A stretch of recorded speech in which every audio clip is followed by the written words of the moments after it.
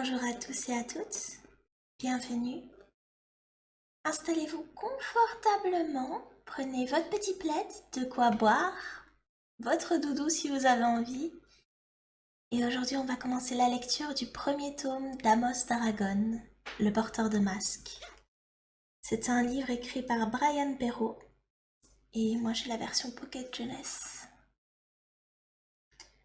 Du coup j'espère que vous êtes bien installés et on va commencer tout de suite. Ok, très bien, commençons. Prologue. On trouve, dans les plus anciennes légendes de ce monde, l'histoire des porteurs de masques et des masques de puissance. Ces masques, qui ont une valeur inestimable, sont porteurs de la magie sacrée des éléments. Ils seraient donnés à des humains ayant beaucoup de cœur et d'esprit. Il existe 4 masques, celui de la terre, celui de l'air, celui du feu et celui de l'eau, et 16 pierres de puissance qui servent à alimenter les masques d'une puissante magie. Dans l'éternel combat entre le bien et le mal, entre le jour et la nuit, entre les dieux des mondes positifs et des mondes négatifs, la tâche de ces élus serait de rétablir l'équilibre de ces forces. Amos d'Aragon, fils d'Urban et de Fria d'Aragon, fut choisi pour accomplir cette mission.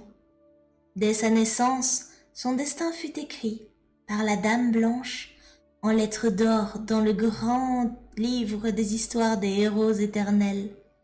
Celle-ci, déesse suprême du monde, attendait patiemment le jour de sa révélation. Chapitre 1. La baie des cavernes. Le royaume d'Omain était un endroit magnifique. On y trouvait une petite ville aux rues bien ordonnées, surplombée par un château de pierre sombre. De hautes montagnes au sommet toujours enneigées encerclaient la cité. Une large et longue rivière, qui prenait sa source dans les neiges éternelles, descendait les versants en cascade pour couler directement jusqu'au centre de la ville, dans la vallée.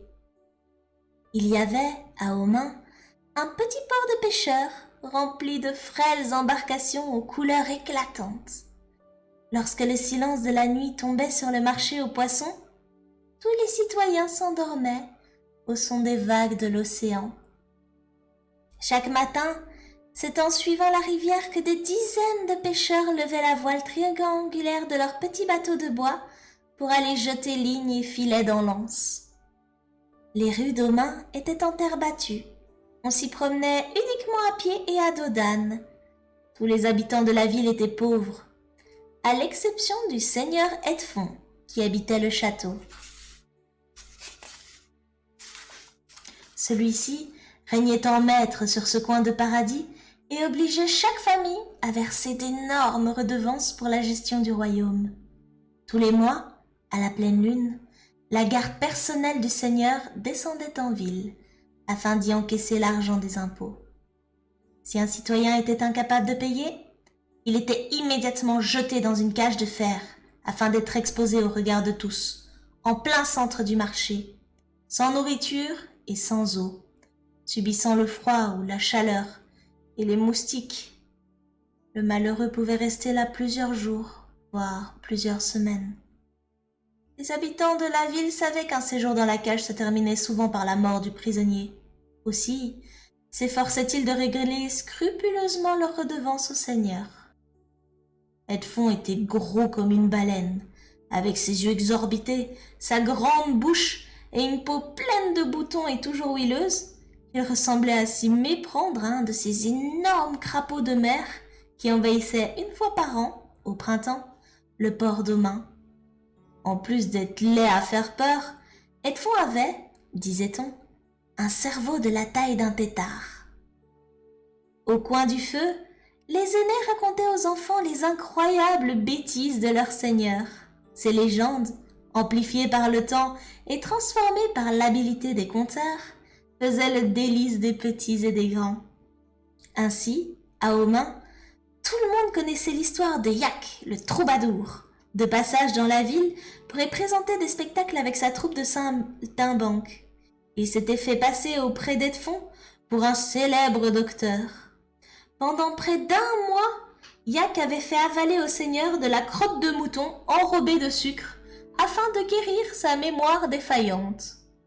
Depuis, on racontait qu'Edfon avait complètement retrouvé ses facultés et n'oublierait jamais le faux docteur, ni, surtout, le goût de la crotte de mouton. Voilà pourquoi les vieux conteurs d'Omain disaient aux gamins que ceux d'entre eux qui oublieraient trop souvent d'obéir à leurs parents devraient, un jour, goûter aux médicaments de Yak. Après avoir écouté ce récit, les enfants de la contrée avaient toujours une excellente mémoire. C'est dans ce royaume qu'Amos d'Aragon vit le jour. Son père et sa mère étaient des artisans qui avaient passé de longues années à voyager de pays en pays, à la recherche d'un coin idéal afin de s'établir. Lorsqu'ils avaient découvert le magnifique royaume d'Omain, ils avaient décidé de s'y installer avec la certitude qu'ils y demeureraient jusqu'à la fin de leurs jours. Ces braves gens avaient cependant commis une grave erreur en construisant une petite chaumière à l'orée de la forêt, non loin de la cité, sur les terres mêmes du seigneur Edfon, sans son autorisation. Lorsque celui-ci avait appris la nouvelle, il avait envoyé ses hommes leur rendre visite, avec l'ordre de les soumettre au supplice de la cage et de brûler la maison. En échange de leur vie et des arbres qu'ils avaient coupés pour construire les murs de leur maisonnette, Urban d'Aragon avait proposé au seigneur de travailler gratuitement pour lui et de s'acquitter ainsi de sa dette. Edfon avait accepté, et 12 années s'étaient déjà écoulées depuis ce funeste jour. Le père d'Amos payait toujours, à la sueur de son front, son erreur passée. Après tout ce temps au service du seigneur, Urban faisait pitié à voir. Il avait beaucoup maigri et dépérissait à vue d'œil. Edfon le traitait comme un esclave et lui en demandait toujours davantage. Les dernières années avaient été particulièrement éprouvantes pour Urban, car son maître s'était mis à lui donner des coups de bâton pour le forcer à travailler plus vite. Le seigneur d'Omain prenait un grand plaisir à battre Urban, et celui-ci, prisonnier de sa dette, n'avait pas d'autre choix que de subir sa tyrannie. Tous les jours, c'est la tête basse et les membres meurtris que le père d'Amos rentrait à la maison. Étant donné qu'il n'avait pas assez d'argent pour fuir le royaume, ni assez de force pour affronter Edfon et s'en affranchir, tous les matins, Urban quittait le foyer en larmes et revenait ensanglanté tous les soirs. La famille d'Aragon était certainement la plus pauvre du village, et sa chaumière la plus petite d'entre toutes. Les murs étaient faits de troncs d'arbres, dégrossis à la hache et couchés les uns sur les autres. Pour conserver la chaleur du foyer, Urban avait calfeutré avec de la tourbe et du foin les petites ouvertures laissées par les irrégularités du bois. Le toit de paille avait une excellente imperméabilité, et la grosse cheminée de pierre, énorme en comparaison de la taille de la maison, semblait être le seul élément de la construction qui fût véritablement solide. Un petit jardin fleuri, peu ensoleillé à cause des arbres immenses qui l'entouraient, et un minuscule bâtiment ressemblant vaguement à une grange complétait le tableau. La chaumière par elle-même était toute petite. Une table de bois, 3 chaises et des lits superposés en constituaient l'unique mobilier. La cheminée occupait la presque totalité du mur est. Une marmite était toujours suspendue au-dessus du feu, à l'aide d'une crémaillère. Vivre en ces lieux était pour la famille d'Aragon une lutte permanente contre la chaleur ou le froid, mais aussi contre la faim et la pauvreté. Obligé depuis son plus jeune âge à se débrouiller avec les moyens du bord, Amos avait acquis de nombreux talents. Il chassait le faisan, le lièvre dans la forêt, pêchait avec une canne de fortune dans la rivière et ramassait des coquillages et des crustacés sur la côte océane. Grâce à lui, la famille réussissait à survivre tant bien que mal, même si, certains jours, il n'y avait pas grand-chose sur la table. Au fil du temps, Amos avait mis au point une technique presque infaillible pour capturer les oiseaux sauvages comestibles. Au bout d'une longue perche en forme de Y, il laissait glisser une corde dont l'extrémité était dotée d'un nœud coulant.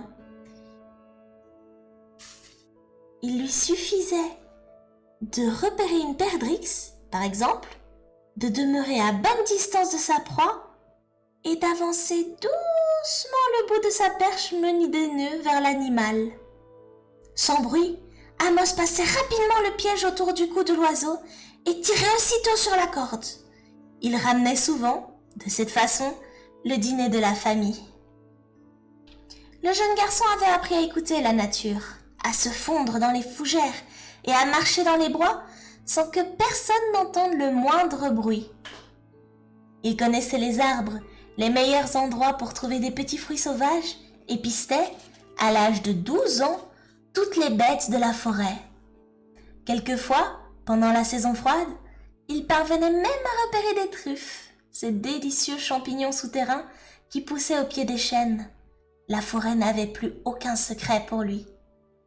Mais Amos était profondément malheureux. Tous les jours, il voyait son père souffrir et sa mère sombrait peu à peu dans une résignation malsaine. Ses parents, continuellement sans le sou, se disputaient souvent. Le couple s'était enlisé dans la misère du quotidien et n'avait même plus l'espoir de s'en sortir. Plus jeune, Urban et Freya faisaient sans cesse des projets de voyage, voulant à tout prix préserver leur bonheur et leur liberté. Leurs yeux, autrefois pétillants, ne reflétaient plus maintenant que tristesse et fatigue. Amos rêvait tous les soirs qu'il sauvait ses parents en leur donnant une meilleure vie. Urban et Freya étaient trop pauvres pour l'envoyer à l'école. Le jeune garçon rêvait aussi d'un tuteur, capable de mieux lui faire comprendre le monde, de répondre à ses questions et de lui conseiller des lectures. Toutes les nuits, Amos d'Aragon s'endormait, dans l'espoir que la journée suivante lui apporterait une nouvelle vie. Et voilà, c'est tout pour l'épisode 1. Je vous fais de gros bisous. Je vous souhaite une excellente nuit. Et pour aider à s'endormir convenablement, petite berceuse toute douce. Lavender blue, tilly tilly, lavender green. When I am king, tilly tilly, you shall be queen. Who told you so, tilly tilly, who told you so? 'Twas my own heart, tilly tilly, that told me so. Call up your men, dilly dilly, set them to work. Some to the plough, dilly dilly, some to the fork. Some to make hay, dilly dilly, some to cut corn. While you and I, dilly dilly, keeps ourselves warm. Lavender's green, dilly dilly, lavender's blue. If you love me, dilly dilly, I will love you. Let the birds sing, dilly dilly, and the lambs play. We shall be safe, dilly dilly, out of harm's way. I love to dance, dilly dilly, I love to sing. When I am queen, dilly dilly, you'll be my king. Who told me so, dilly dilly, who told me so? I told myself